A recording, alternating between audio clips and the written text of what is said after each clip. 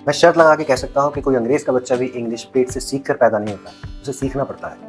English ये लफ्ज़ सुनने में जितना अच्छा लगता है, बोलने में उतना ही मुश्किल और समझने में उतना ही भयानक क्यों हो जाता है?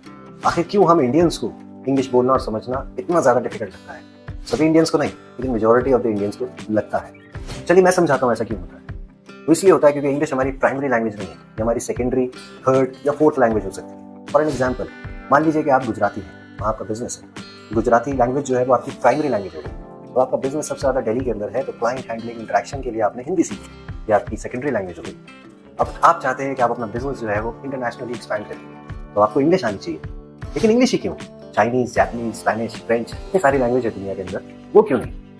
वो इसलिए क्योंकि इंग्लिश इकलौती ऐसी लैंग्वेज है पूरी दुनिया की जो 67 कंट्रीज के अंदर सर्व करती है एज ए वर्किंग या ऑफिशियल लैंग्वेज के तौर पर। यहाँ तक कि दुनिया भर के करीब 400 मिलियन लोग इंग्लिश एज ए प्राइमरी या सेकेंडरी लैंग्वेज बोलते हैं। तो इन सारी प्रॉब्लम के सोल्यूशन के लिए मैं आपका देसी ट्यूटर लेकर के आया हूँ, आपका अपना देसी यूट्यूब चैनल, जहाँ पर हम इंग्लिश को एकदम देसी स्टाइल में और बहुत ही सिंप्लीफाइड तरीके से सीखेंगे। एक और एग्जाम्पल देता हूँ आपको। मान लीजिए कि अगर मैं आपसे पूछता हूँ what is the opposite of day, तो आप बोलेंगे सिंपल है, नाइट।